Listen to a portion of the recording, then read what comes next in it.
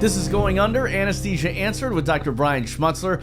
I'm Vahid Sadrzadeh, and this is our final episode of the season. It is. We've got a special guest. And who are we brought to you by? Right here, and we are, let's do that first. Sorry. We'll talk about you later. Apparently, the brought to you by is a little more important. Brought to you by Butterfly Network. That's right. All right, I'm going to let you in on something that's completely changed the way I practice. I've been using Butterfly probes for years. It's a portable ultrasound that plugs right into my compatible smartphone or tablet, so I can start scanning in seconds at the bedside. If you've used the older versions, or even if you're new to handheld ultrasound, let me tell you why this new IQ3 is a game changer and really impressive. You've seen my IQ3, haven't you? I have. Yeah, and Cammy's using one of my Butterfly PA. probes. Yeah, Exactly. So first off, having an ultrasound that literally fits in my pocket means I can move faster, whether it's vascular access, procedural guidance, or just getting real-time insights from my patients. And the tech inside this tiny device is pretty incredible. Biplane imaging lets me see short and long axis simultaneously, which is great for procedural guidance and for learners. The new needle out of plane preset even shifts the scan plane digitally, so I can see the needle tip sooner, which makes a real difference. That sounds really fancy. When precision matters. Is she using the needle out of plane? I do not know. Oh, okay. We can ask her. All right. We should do a video of her doing one of her Needle out of plane? Yeah, needle out of plane with the cryoneurolysis, Yeah, with the iovera. Yeah. And the image quality, honestly, the IQ3 holds up against some of the high-end cart systems I've used. That's impressive for something this portable. If you're looking for a device that supports your practice, I can't recommend the Butterfly IQ3 enough.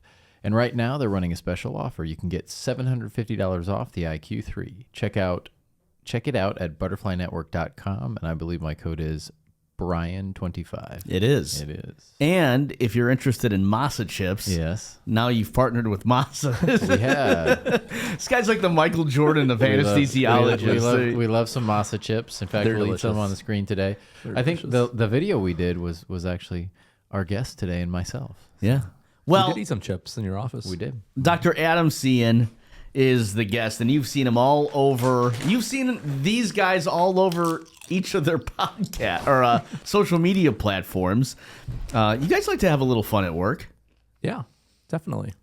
It's fun to collaborate, make fun of anesthesia a little bit. So I was asked the question the other day, and I don't know if we're going to start here, but I thought I would. Apparently we are. I thought I would bring it up. There are people out there that still are trying to decipher what anesthesia actually does. Not what your work does, but what the process of anesthesia is. It's not putting people to sleep. No, it's not sleep. Yeah, it's definitely not sleep. So you're saying how anesthetics work? How it works. Yeah. Nobody knows.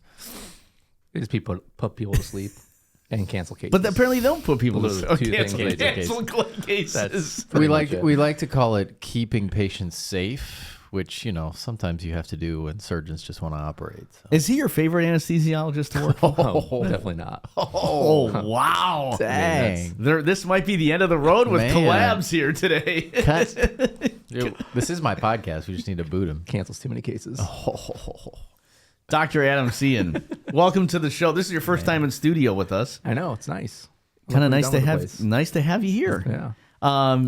So obviously you do Surgery. Not anesthesia. not anesthesia. You're not an anesthesiologist. That is correct. We can't all be perfect. Something I do want to talk about. Orthopedic surgeon. Something we do want to talk about today, I want to talk about specifically. I know Brian had a list of like what you foresee medicine being in 2025. Mm-hmm. Bold predictions. But I wanted to see kind of, we're talking about AI and robots and all that stuff this year. You've been working with robots technology for a while now. So kind of clue people in as to, what you do specifically and how you use robot technology. Yeah, I think it's a great question. And I do agree that, technology and robots are here to stay, especially in orthopedics. Every major player in orthopedics, all the companies have their own version of a robot. Some are more, navigation, some are more robotic in nature, but, they're all pushing the boundaries with technology. We're starting to get more augmented reality and virtual reality coming up. But I utilize the Stryker Mako robot, and I use it for all my knee replacements, and I've been doing it since fellowship, so 2017. I think it's what for the audience, what the Mako does. It allows us to in surgery, we basically map your anatomy to your preoperative CT scan that's loaded into the robotic technology. We basically map your anatomy and sync it up with the robot. And when we do that, it allows us to manipulate the implants down to the half a degree, half a millimeter.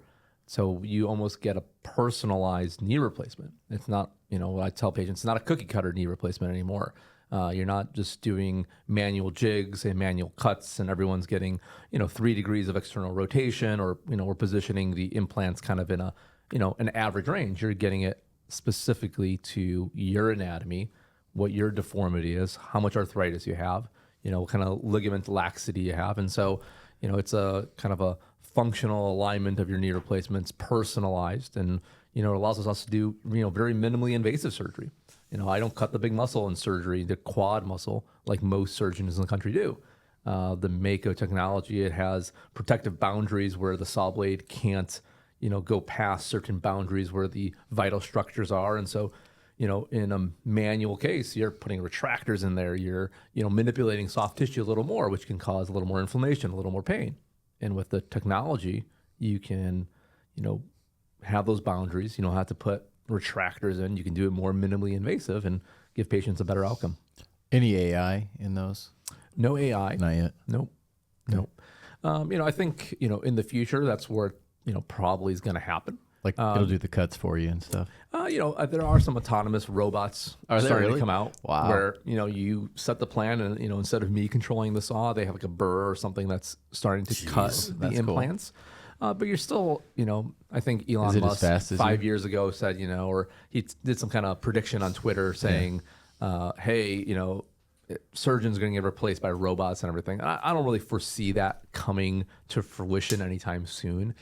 Someone still has to make the incision. Someone still has to kind of do the plan. But, are there going to be autonomous, robots that help us cut versus me?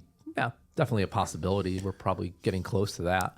Would it be as fast as you? Because that's what we've had some AI talks where they talk about how AI might be better, but right now it's slower because it's still learning. It's definitely slower to do the cuts, especially like, what I've seen is usually a burr. And so that takes a lot longer to burr a surface rather than cut the surface.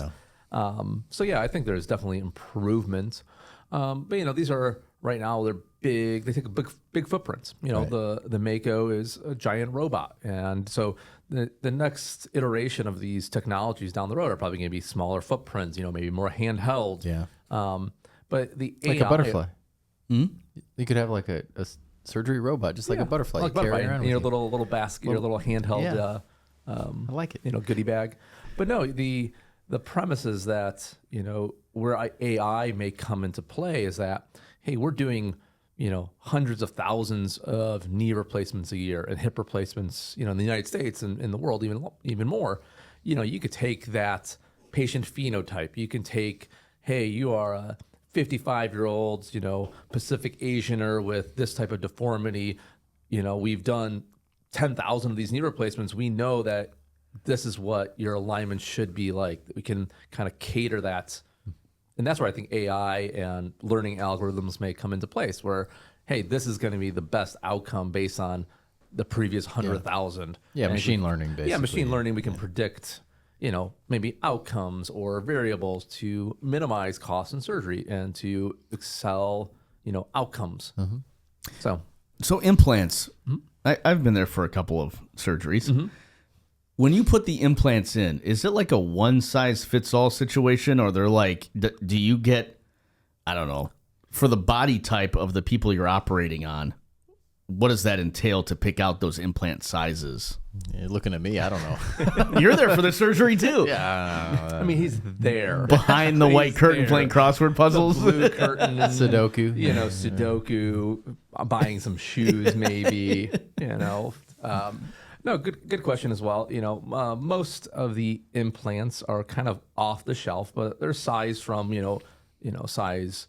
Every company has different sizing algorithms, letters, numbers. But just for example, you can go down to a size 1 and up to a size 8 or 9, and they get bigger in both the medial lateral as well as the AP diameter, and those are sized based on the patient's anatomy. Utilizing such as the technology I do, the Mako, getting a preoperative CT scan, so everything is planned prior to us even doing the surgery. I know basically down to probably the size, like a size 3 femur over a 4 tibia. Those are kind of our preoperative plan, and probably 99% of the time, those are the sizes that we place in. So again, that can help with cost of surgery, inventory management. You're not bringing so many different trays into the operating room, all these implants, and it allows us to again minimize costs, be more efficient in the operating room. That's all. I'm surprised that I think what surprised me about orthopedic surgery in general is how many hand tools you use. Now, and just maybe we could debunk some myths about orthopedic surgery as well. It's all true. Everything's true.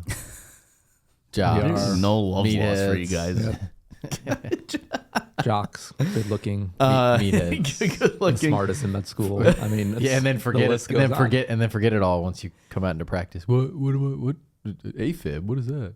something with the heart does. Like your EKG. Yeah. But you use a lot of tools. That's why your logo. I mean, we're still working on it. But Where's the hammer?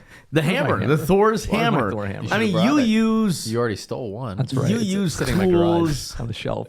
What, like 99% of the surgery you use tools, right? I mean, we're cutting bones, we're sawing, we're hammering, we're chiseling. So yeah, I mean, it's just just go to like Home Depot, and ours is just shiny, and that's about the difference. Sterile. It's sterile and shiny. But yeah, we use. Are there specific drills that are like orthopedic surgery drills that you use, or drill bits? I mean, we have power tools, and there's again different companies that make different power tools, but they're all similar. I mean, we have a saw, we have a reamer, we have a drill, and they have interchangeable parts. So hey, do you need to drill a screw in for a fracture, or do I need to hammer in an implant? So they're power tools. All right. I like hearing about this stuff. I mean, it's interesting. Hammer. It's way more exciting than talking about anesthesia. Oh, I don't know about that. They'll put you to sleep. We don't know.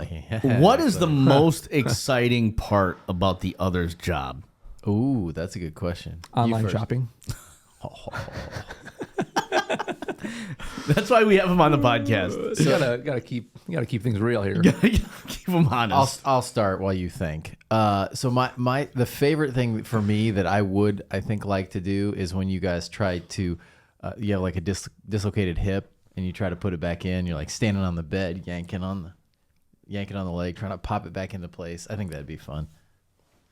As much as we like to give anesthesia a hard time, they're very smart doctors who are keeping our patients safe in surgery, and you poke fun of them, but 99.9% of the time it's smooth sailing. But that 0.1%, when something goes wrong, and they, it's like Stamping when action. they stand up, it's like It's true. yeah, he's standing up. Like, what's going on? If it's not the end of the case, the beginning of the case, the end of the case, yeah, and all of a then the sudden he middle. stands up. It's like okay, like what's going on? And they then captain the ship, and that that's what you want. You want someone there to take charge, keep the patient safe, and let us do our job. And so I think that's kind of that's where you really see the anesthesiologist really shine. Yeah. Are you seeing more? Sorry, go ahead. No, I was gonna say so that's why it's it's easy to make fun of them, because 99.9% of the time you think they just don't do anything, but obviously they're keeping our patients safe. But that's where you really learn to appreciate your your colleagues and the skills they have when your loved one is, under surgery and everything goes smoothly, because that's what we want. We never want to see the anesthesiologist. We just want them to sit there, Like keep the our patients wallpaper. safe. Yeah. Like the wallpaper. But yeah, that's that's what's the admirable thing about their job, is that, hey, when things hit the fan, They that's say- who you want in the room. That's who is going to, take care of everyone. They say it's 99% boredom and 1% terror. Mm-hmm. That's the joke about that's- anesthesia. Like, Hurry up and wait. yeah, Basically. 99% of the time we're sitting there and nothing's going on. 1% of the time, life and death. So Yeah. We're seeing with the world of anesthesia that there are less and less anesthesiologists. and CRNAs and everything. Yeah. Mhm. Are you seeing that in your specific role? Are you seeing that in your specialty? Or are you seeing more of an influx of orthopedic surgeons or less?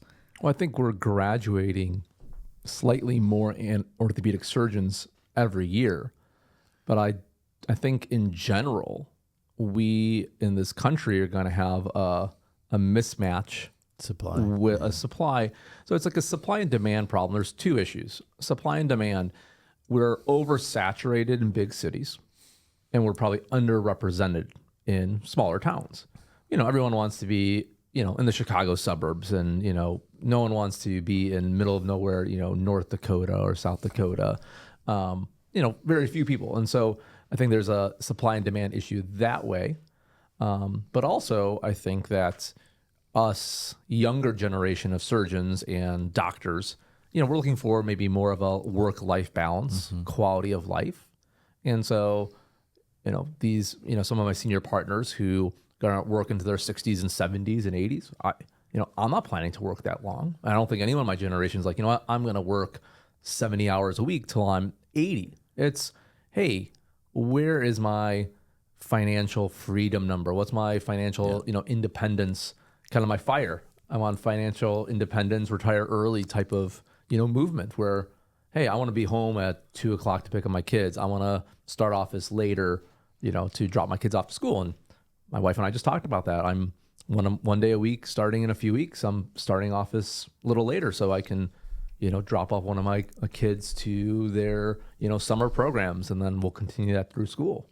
So Is there a work-life balance with doctors? I mean, I'm just asking. I mean, think a you lot can- of the times they're like, oh, work-life balance is a BS kind of thing because there's just not. Well, so I think if you compare what we consider work-life balance to the average person, it's probably not work-life balance. If you compare what we say is work-life balance to what our predecessors did, I think it is, right? So for us, if it's, your predecessors and mine probably worked 70 to 80 hours a week, every week, their entire career. We're probably closer to 40 to 50.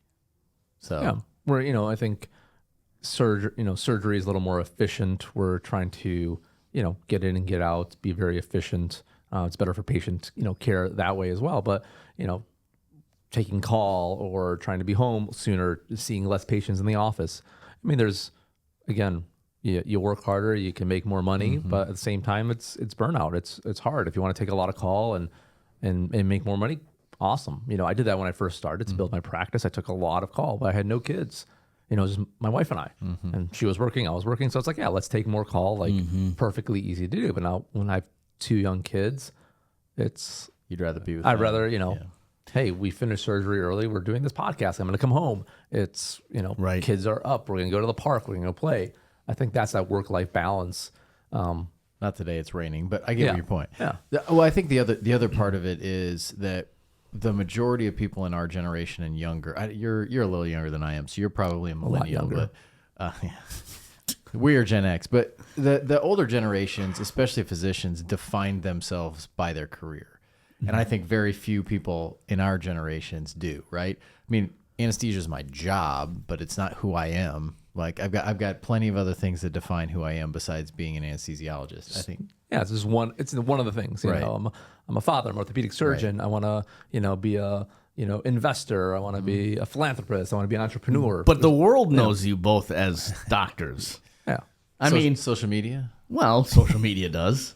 But the world knows you guys as doctors. Hey, Sure. Dr. Brian Schmutzler, Dr. Adam Cien.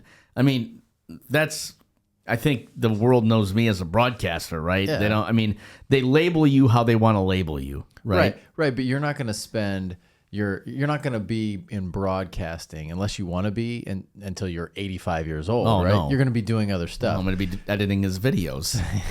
One day, hopefully. Might get done by the time he's 85. No, but I'm saying so surgeons in particular, but doctors in general used to define themselves as that. I mean, a lot of doctors died in the hospital doing whatever their specialty was because that's all they ever knew, and they defined themselves by that. I don't think we do. Is if somebody you meet calls you by your first name and not you're fine? I don't care. See, this used to be an older generation thing then. Yeah.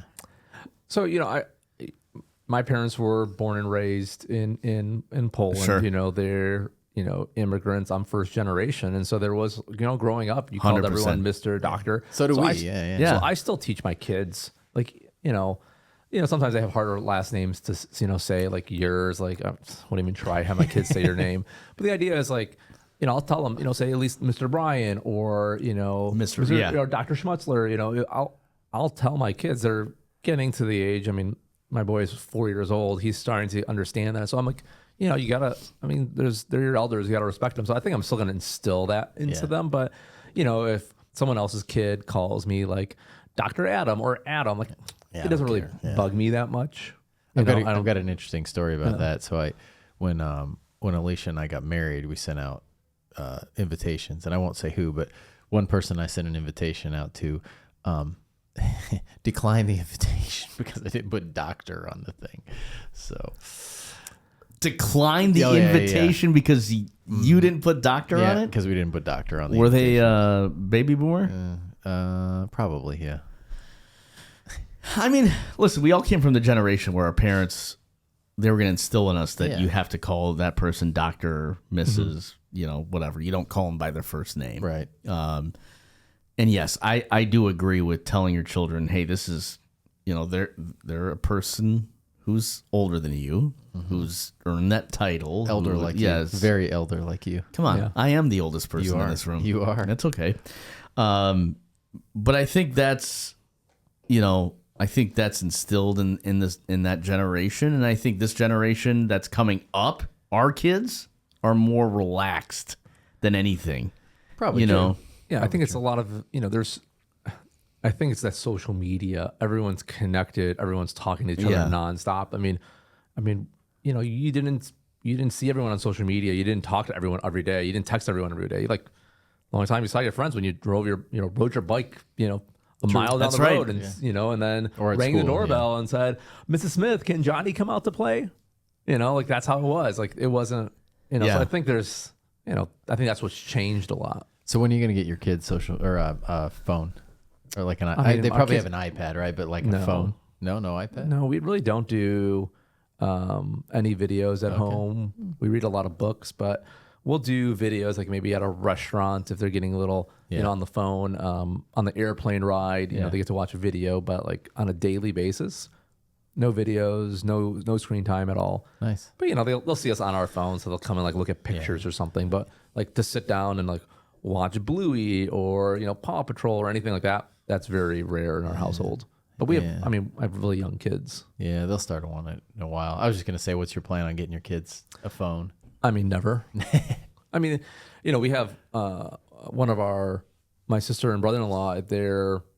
I think they have a 6th grader, but some of their friends are starting to go into high school, or they're like, other brothers and sisters who are older have like high school kids, and it's a big topic of conversation. Do you get the 14-year-old phone or 12-year-old? Yeah. I think there's something nice to have that interconnective, being able to keep an eye on your kid. Like, hey, you have a cell phone. Call me when you're done with school, etc. But I think a lot of schools I've heard now are, hey, you drop your phone into like the lockbox when you walk in. Yep. There's no more phones in the classroom. Like you can bring your phone to school, but it goes into the little lockbox at the end of school. You can open it up and. Yeah, we're having that discussion now. Not that I know what we're going to decide. I mean, mine are 9 and 8, so they don't need a phone yet. They're with us all the time anyway. But we'll see. I know their friends probably. Any friends some have of them, phones? Yeah. Some do. Yeah. I have. I'm on either end of the spectrum on this one, and because I have one kid that needs one. Yeah. And he's 11. One that doesn't know how to use one yet, too. No, but I firmly believe this, that kids. I mean, listen, we all were like in college. Maybe you were before, but I didn't have a cell phone until I was 23. Yeah. I had one when I was fine, just fine. No social media. Yep. Yeah. No cell phone. I had the old Nokia brick thing that you couldn't do anything besides call, and you had to call after 9 p.m. because otherwise you used Friends your and minutes. family. friends and family 7 p.m., discount. Yeah. But I firmly believe you don't need a cell phone. I mean, is it nice to have for emergency purposes? Sure, but everybody else has a cell phone. Yeah. So memorize our phone number and use somebody else's cell phone. My kids have one of those watches that are like tune up or sync up or something What's like that. that? Watches. So you program in your family, and they can call with it and they can text with it, but only to people within the family zone thing. That's interesting. I'm gonna have to look into So that. they can do it with their watch. So I can text them anytime. Yeah. Usually they have to they're not good enough with their Fingers, yeah. So they have to talk into it. So I get all these. But then bizarre- this way, you at least have like a GPS. on Yeah, them. that's You know right. where they And I are. can keep track They and I have can talk. They Yeah. have an emergency, Yeah. but they're not just texting whoever Random. they want. Yeah, exactly. So I want to shift focus here just for a few minutes to Brian's original Bold thought. predictions? Yes. Well, what trends are you seeing? And we've talked to every guest about this, and orthopedic surgery is one that I'm really interested in. But what trends are you seeing in 2025, and maybe some of your bold predictions as to where medicine is going? For both medicine and orthopedic surgery. So orthopedics, let's answer that question first. I think we're going to continue to see technology be pushed. Like kind of we discussed earlier, robotic technology, augmented reality. The robots are getting better. They're getting more predictive for more complex surgeries. They're adding robotic technology for shoulder replacements, for spine surgery. So I think everything's going to continue to advance, and it's going to allow us to do more minimally invasive surgeries, better outcomes, more precision, more accuracy. So I think that's a kind of an easy prediction in orthopedics.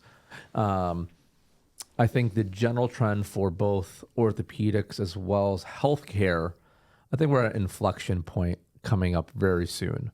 You already see, you read social media, you talk about, some of these big companies are now, their stock prices is falling. Look at UHC, their stock prices plummeted. Where are we now with UHC stock Oh price? yeah, I'll look it up. Hang on. I mean, they were at 600 Yeah. and now they're down to like 340 or something. I think they're under that at this point. I mean, DOJ investigation into Medicare fraud and Medicare Advantage programs. And, I think the general public is starting to understand that, hey, I have high deductibles. I'm paying $20,000, $30,000 for my premium. And what am I getting out of this?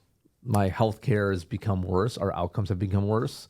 322. It's down to 322. So the idea is that, there's got to be some onus on patients, to get healthy, to exercise, diet, Sure. eat well, but get checkups. And, I think in this country, we're over reliant on, medications, but we do all the R&D, we spend all the money. That's I think what President Trump recently talked about, like, hey, let's decrease, the United States should pay the lowest common denominator. That's kind of a radical thing, but it should be, hey, all Western countries should pony up into the pot. If you are, a Western country, you should all chip in to pay for the prices, and we shouldn't subsidize the rest of the world's medicines. Hey, you have nationalized social, healthcare in England, so we're going to pay $1,000 for this drug, but in the United States it's $10,000. Like, I think that's Well, we already subsidize them on the front end though, because they apply for grants from the federal government, and we subsidize them. Even the pharmaceutical companies apply for these grants. So we've subsidized them on the front end, and now we're paying them more on the back end. It's correct. So I think that's like the inflection point right there.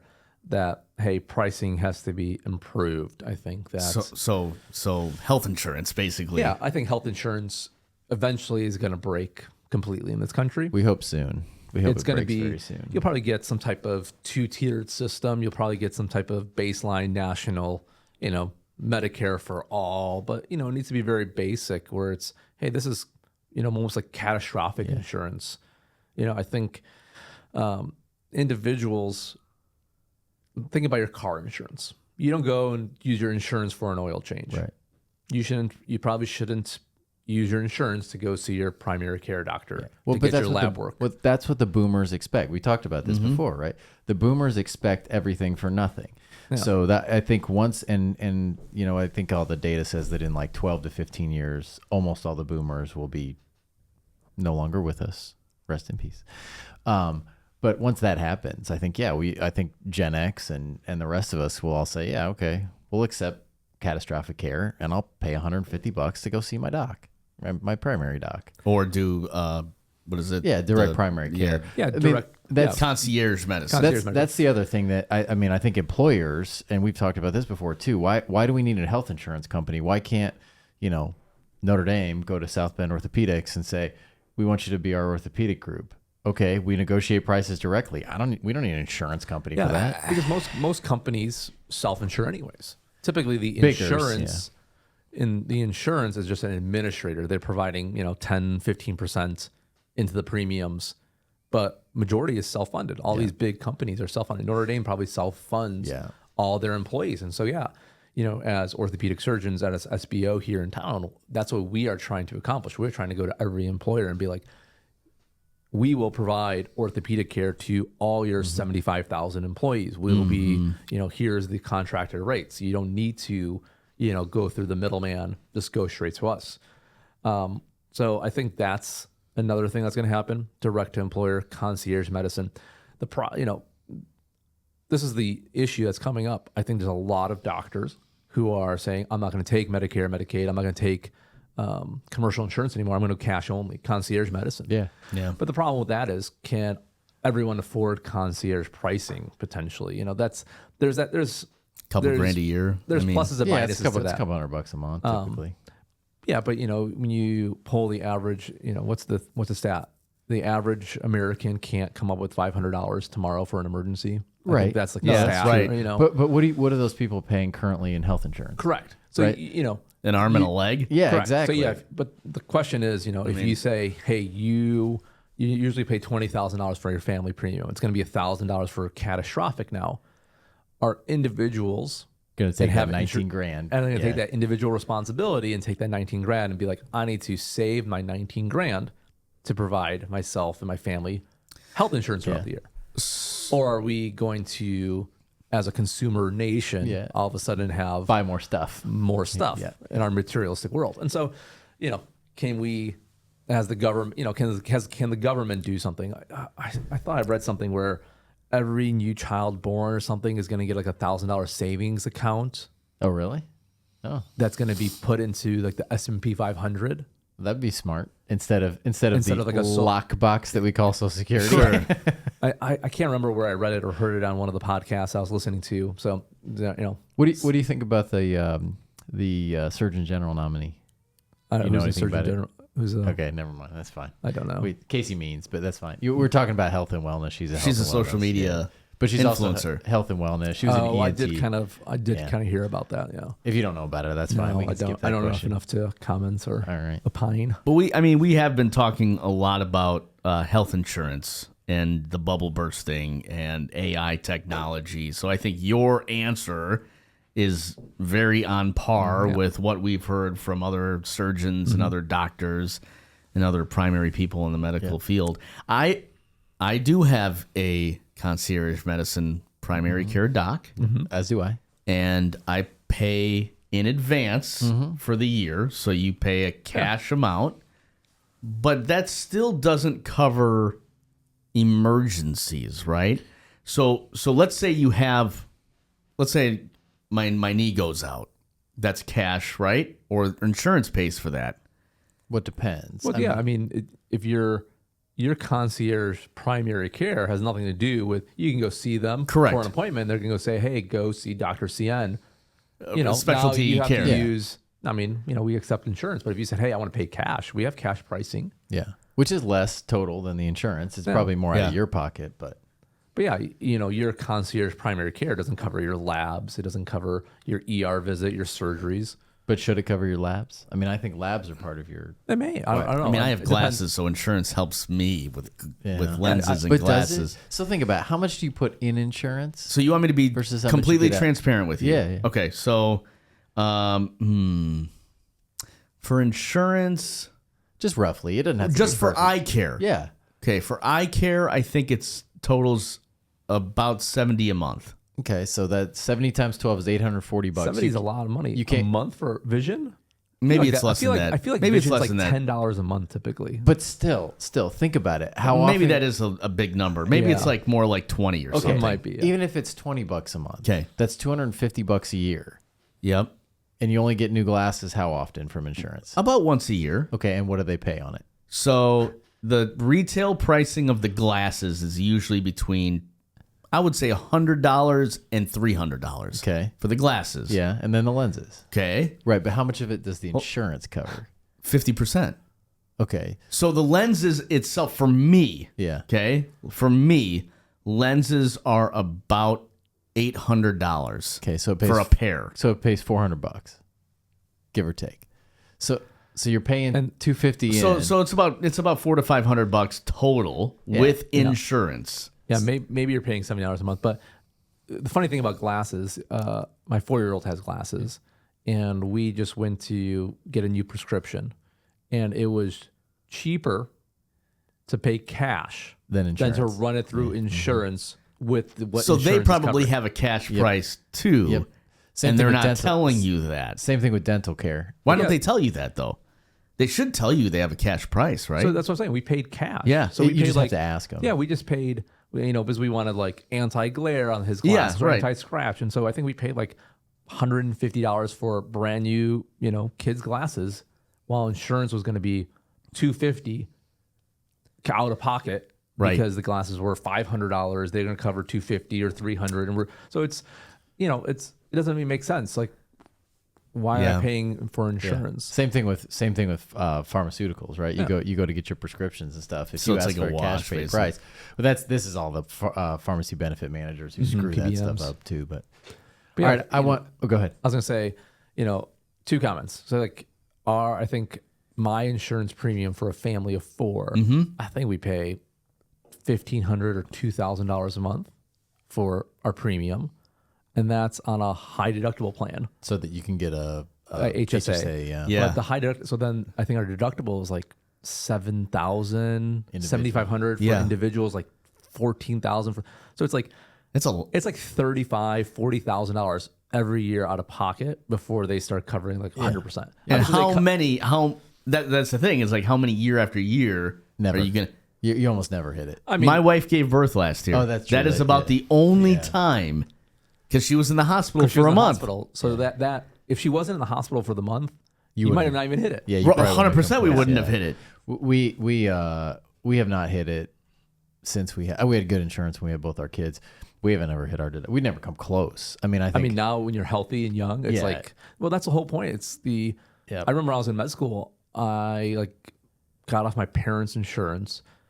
The medical, you can get the medical, your medical school offers Yeah. insurance, and it was like obnoxious yeah. premium. So I just went the market or whatever, and I got like catastrophic insurance with it was like $10,000 deductible. yeah, like it's like $60 a month. it 50, was $60 a super month, cheap. Yeah. Like if I get hit by a train, yeah. we owe $10,000. Yeah. Otherwise, I'm paying like $400, and I get my physical is free, Right. and that's it. Yeah. like you're not doing. We anything. had really good insurance when I was in medical school, but that was IU Health. Yeah. That gave us really good medical insurance because I did the PhD, so I got to keep the med Right. insurance for that. But Yeah. The second thing I was going to say is that, talking about where healthcare is going, the problem with this and why everything's going to burst is because, we treat medicine as like a zero-sum game with reimbursement.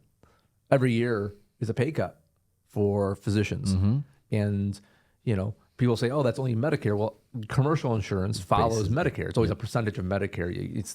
So when Medicare goes down, everything goes down. So we're really probably one of the only industries where every year there's no cost of living adjustment. there's no cost of living adjustment.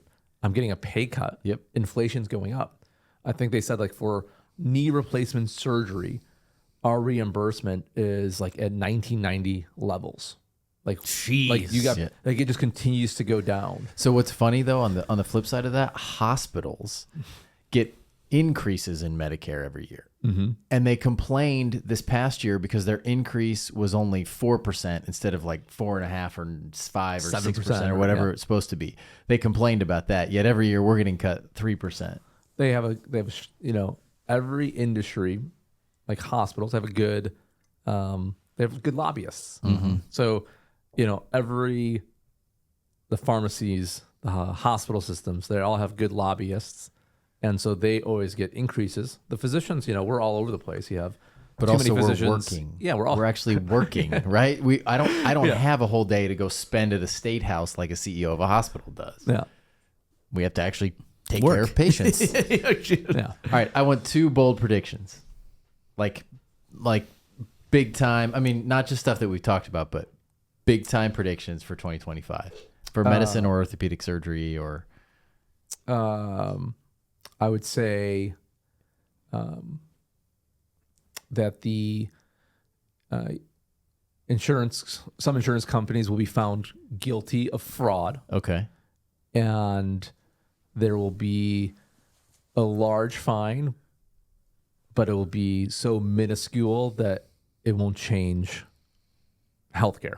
Okay. So basically so I don't know if that's really a bold prediction because it's basically like on par. Yeah. Hey, I don't foresee $1 billion fine or $2 billion, like $10 billion fine. Like that's what needs to happen when there's fraud or when there's problems. Then, when you go, you have like, I don't know, Google or Alphabet, Right. You're a whatever $1 trillion company, and then you get fined like $50 million because you sold data, like in Europe or something. Yeah. No, it should be like a $500 million couple fine, billion because then all of a sudden that will change habits. So I will disagree. Something's happening because this is the first time that the stock prices for the insurance companies have dropped this dramatically, especially United Healthcare ever, right? This is the first time quarter over quarter they haven't hit their marks.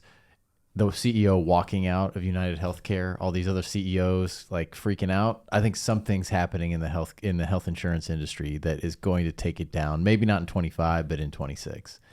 So it'll either have to fundamentally rebuild itself into something that actually works, or it just goes away. So I mean, I think that's a needed change. Yeah.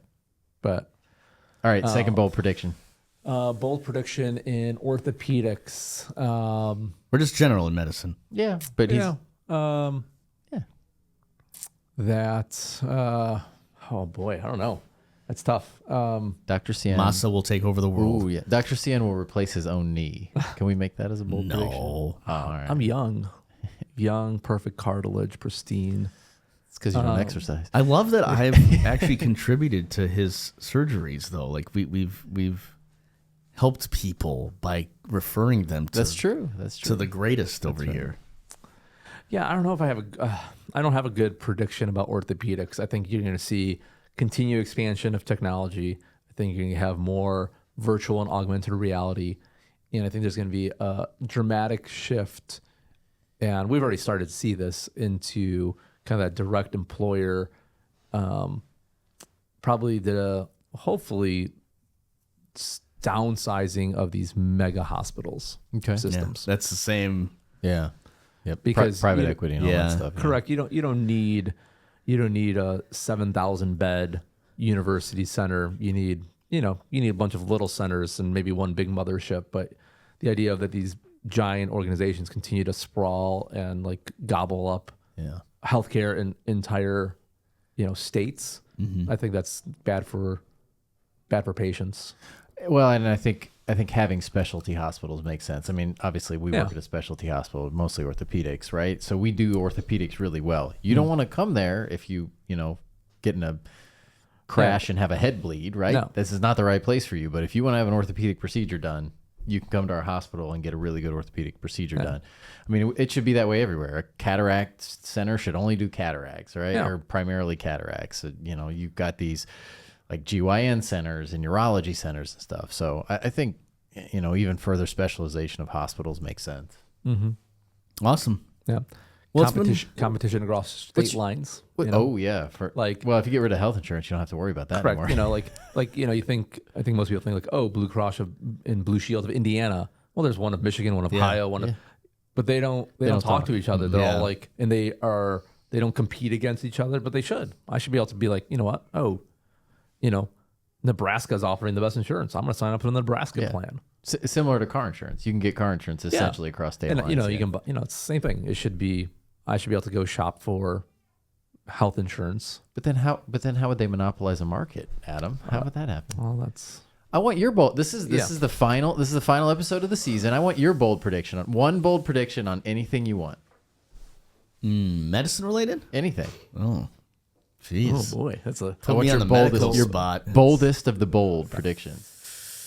The world's your oyster. One bold prediction in the last 6 months of 2025. Yes. Well, I think AI is going to be bigger than the iPhone. Ooh. Okay. Meaning, if you technically ask people, and this revolves around the medical world too. If you ask people, and we're in the technology business, if you ask people what the greatest invention of the last century is, most people would say the iPhone. Yeah. Right? I mean, it's on a lot of lists. Maybe internet. I mean, internet was yes, pretty big, correct. Yeah. Those are like 1, 2. Yeah. Right? I think AI is eventually going to be bigger. Okay. Because it's going to lead to more efficient results. Now, it may lead to things that we don't want it to lead to, right? Like job loss. And that sort of thing. Skynet. I think job loss is overplayed in the AI I do too. conversation. I do because too. I think it's going to change what jobs exist, and it's going to shift jobs. So yeah, your specific job may not exist, but it's opening up a different type of job someplace else for someone else. So it's, I don't know, you're going to say, oh, there's a net decrease in jobs, but I think it's going to make, you know, life fundamentally better for everyone. Once we figure it out, right? This is the old battle, right? Humans controlling technology, humans controlling robots. Right. Once we figure it out, and I think there's going to be a lot between now and then. Once we figure it out, I think it's going to be a really, really good thing for our society, for what you guys do medically, for what I do in technology. It's an aid. That's what it should be. It should be an aid to help us do our jobs more efficiently and better. But I do think by the end of this year, It'll be more prominent. it'll be more prominent. Which is crazy. It's going to be more prominent than it is now. Well, yeah, I mean, if you go and look back at, I mean, all these AI projects have been going on for the last 6-8 years. Yeah. When you go and look at, you know, you can probably Google some or YouTube videos of look at like Chat GPT in 2019. Yeah. Like it was awful. Yeah. Like you would think that this is Yep. this is never going to work. Did and it now teach itself? It's self learning. Yeah. It's like Yeah. sentient. Which is crazy. No, but if you know when you go Just now, crazy. it like I mean, Oh, yeah. it's Yeah. night and day different. Yeah. And so just imagine what it's going to be in like 2-3 years. So maybe we should ask Al Gore. Didn't he invent the internet? He maybe did. maybe he could fix AI for us. I That was think 1996. Yes, it what was. I'm looking forward to, the next leap in technology and AI, is these cloud kitchens.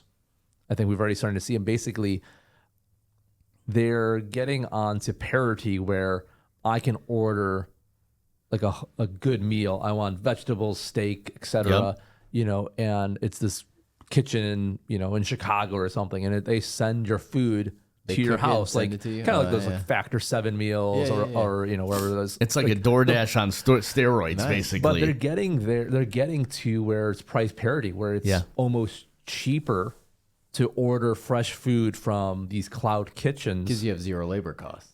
you know, Yeah. than going to the local grocery store and buying all the ingredients to make the same thing. So I think when we achieve that, probably here in the next year or two, I think that's going to be that's a big bold prediction, because all of a sudden I don't need, do I need this big kitchen in my house? Do I need a big grocery store to get everything when I can, Just AI, DoorDash, like, it or we're, whatever. my wife, Walmart delivers everything. Yeah. Like every day, like, we get multiple deliveries every day of just, you don't have to go to the grocery store anymore. Yeah. And so now if we can do the same thing and say, you know what, I have a fully cooked meal of dropped whatever off I at your door. wanted that's at the same cost parity as me doing it myself, and I saved all my time. Or, it's going to be maybe a little more expensive, but I didn't have to cook anything. I think that's going to be that's where you can say, hey, I'm eating healthier now because I can get, Yeah, food. you don't have to cook it. You don't have to think I about it. don't think about chopping, the peppers and the carrots, and I can just get a nice balanced meal for the same cost as going to the grocery store. It is an ever evolving world. And Brian, congratulations on season 3. Oh yeah, season. It's in the books now. Hey! Thank you to Butterfly Network. They've agreed to sponsor next season as well. Correct. Sweet. Yep. Season 4. And then we also want to thank Masa. We like Masa as well. Dr. Brian. We'll link that below. But yeah, it's been great. I think we're hitting our stride. Nice. I think the episodes are quite entertaining. So. And I haven't been replaced by AI yet, so we're good to go. Maybe next year. We're gonna have a If my humanoid- prediction comes true. Yeah, we're gonna have a conversation, Vahid. It's fine. Ooh, okay. And I always enjoy having you on the show. Of course. Well, thank you for having me, gentlemen. Yeah. Absolutely. Yeah, Dr. Adam Cien. Check him out on social media. Have you seen what these guys are doing on social media?